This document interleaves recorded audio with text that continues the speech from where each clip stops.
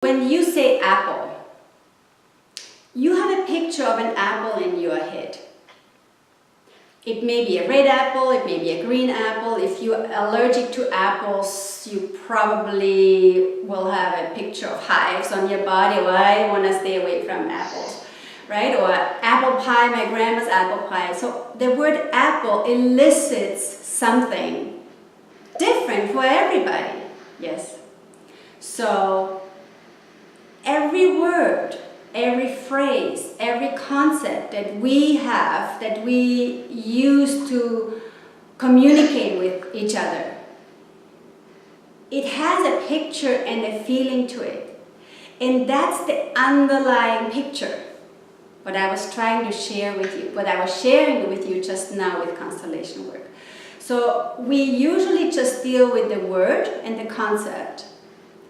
But it's not just a word and concept. It's always linked to a much bigger picture and a sense. It has a sense about it and a feeling about it, and it's completely individual. That's why when I say something and mean something in a particular way, you may or may not get it, because your picture to what I am saying may be very different. Yeah. So the word apple elicits all kinds of different experiences and pictures for different people.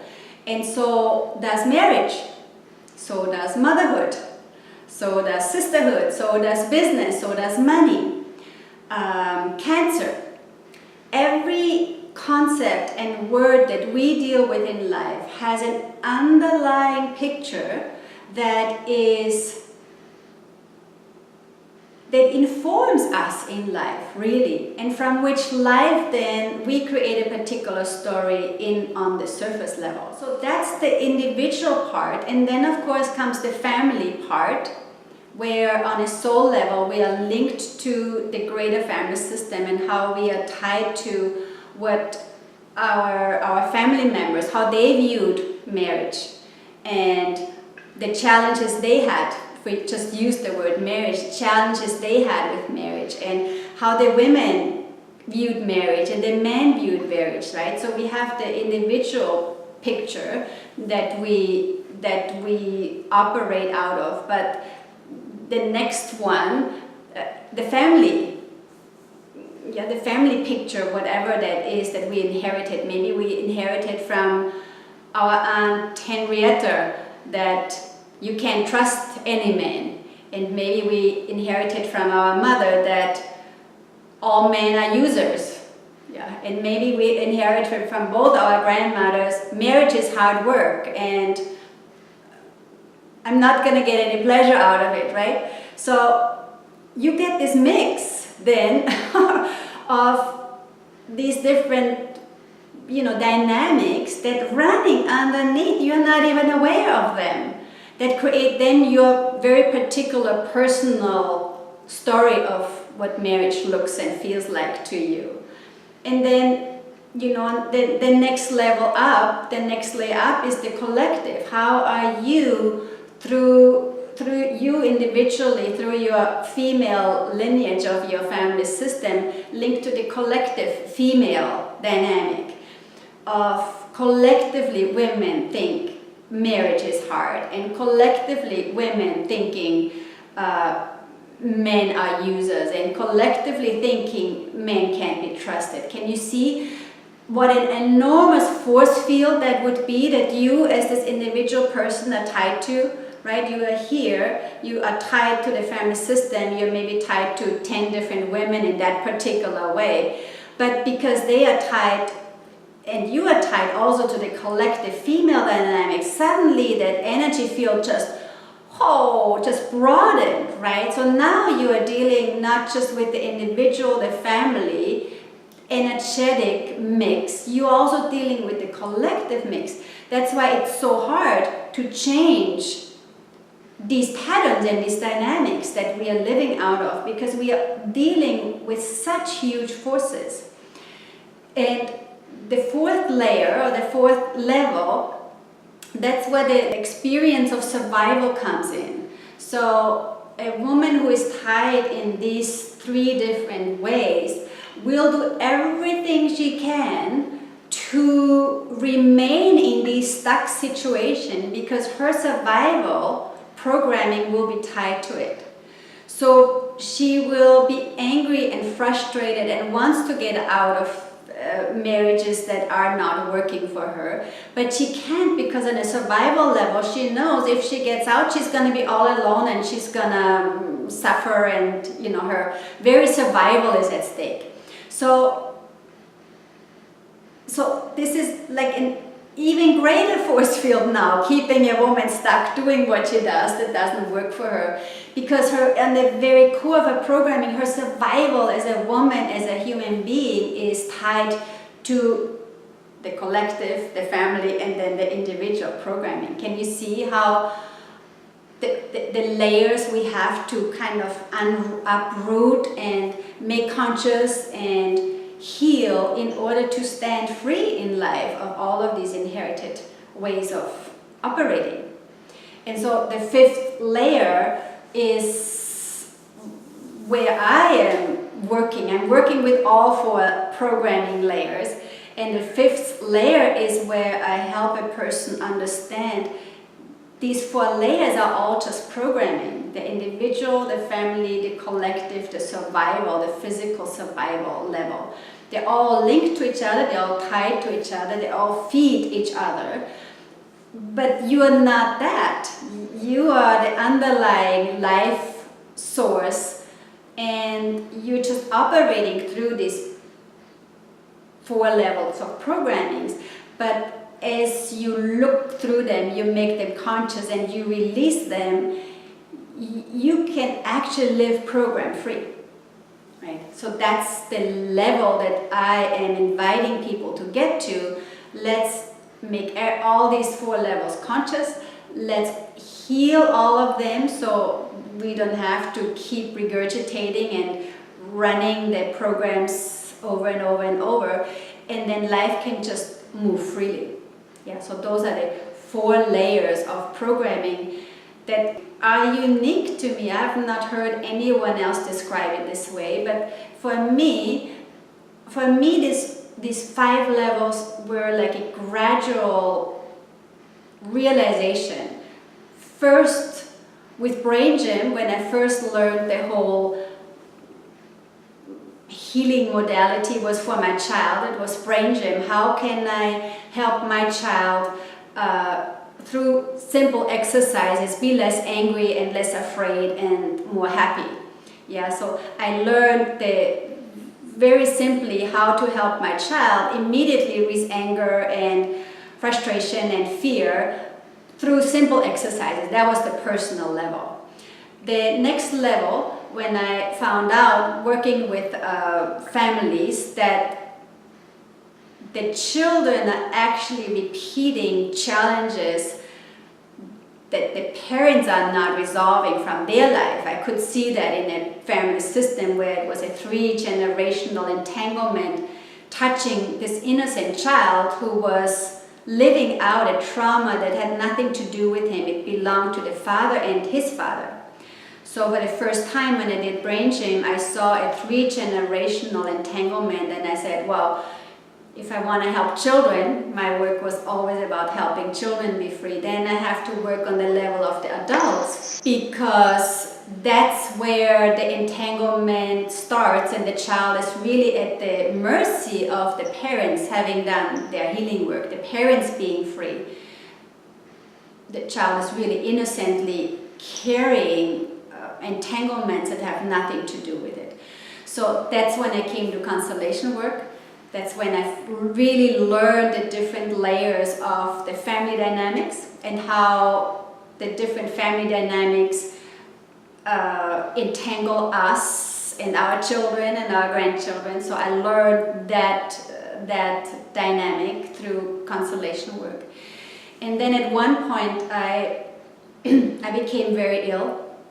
And I was ill for about, in 2003, I was ill for about 6 or 8 months. It was really, you could say, a spiritual illness. I wasn't I was diagnosed with silent pneumonia, but I knew it wasn't pneumonia. I knew it had to do energetically with something. And I found out whatever I had to heal with a shaman, because there wasn't anything else anybody could do. And I found, luckily, an African shaman who did a shamanic ritual, or several shamanic rituals, and it sealed off my energy. So that's the first time I understood energetic work in a way that I hadn't understood it before. I was always energetically involved with constellation work, but I didn't understand how it worked. And after I had done that shamanic ritual, I studied a little bit about shamanism, and I opened myself up without realizing to the collective field. And I realized then that by us doing the work, we are allowing others in the collective field to heal that same pain. So by me having opened up the gateway to the collective field the way I did through my illness and through the shamanic practices, I now entered constellation work as a facilitator from a much deeper place, and held the potential that others with the same issue could at the same time heal that issue. So that's how I learned and understood the 5 different layers. First, through Brain Gym, I helped my son on an individual level. Then constellation work showed me the family level, how we are linked on a family level. This work then showed me how we are linked to the collective level. And when I had this breaking down experience where I lost everything, in that process of the first 6 months, where I was emptied of my fears and my survival struggles, and who am I if I lose everything, and am I somebody if I am no longer Margot Ridler the way I thought I am, right? All of these survival fears that we are linked to at a very, very core level, from which we kind of erect our personal sense of self. I realized on that 4th level, everything that we do and how we operate in life, at the very core is the survival. And from that survival, will we live a good life? Will we stand alone as a woman? Will we stand alone as a man? And how will we survive? Are we good enough? Are we going to be ejected if we do this, right? So many survival fears. These are animal instinctual survival fears that we as human beings are living out. And they are then linked to the family level, and they're then linked to first the collective, then to the family, and then to the individual. So it's individually lived out. The programmed personal self is individually lived out, but it goes down these 4 layers. And at the very core is the survival, and I didn't understand that level until I actually had to face my own survival fears in that deep programming that happened of my personal self structure in 2006. Basically, for about 6 months, everything that I knew was Margot Ridler was erased. I mean, it was literally, I felt like a scrub brush went into me and just scrubbed everything clean that was there.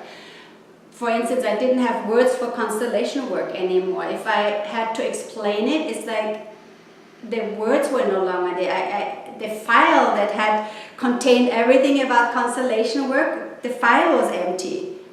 And eventually the whole file was gone. And that was with everything, with mother, with sister, with business person. I was literally scrubbed clean. And that's when I understood. Later, I didn't understand it then. Later, I understood, oh, that's the 4th level. We have to be willing to be completely cleared of everything that's programmed, so we can stand truly free in life.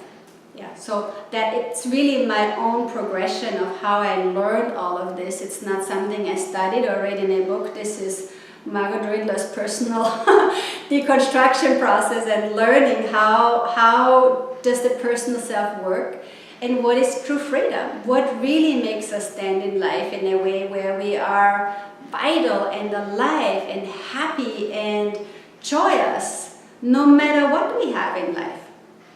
So anything that we buy or we can have or we can attach ourselves to, it will never give us the aliveness we feel as being program free and who we really are. Everything else is a cover over our true nature. And the true nature needs nothing. It doesn't need a fancy house. It doesn't need the lots of followers on Facebook. It doesn't need a partner. It doesn't need a child. It doesn't need anything by itself. Our true nature is whole and complete and happy and fulfilled.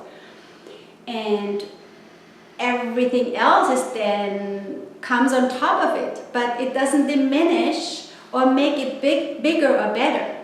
We are always already whole and complete and filled in our true nature. And that's so hard to understand because our personal self thinks we have to add all of these things on and we have to have all of those things in order to feel better, be more. Yeah, but it's not true. Our true nature is really always there, and everything else is a programmed layover.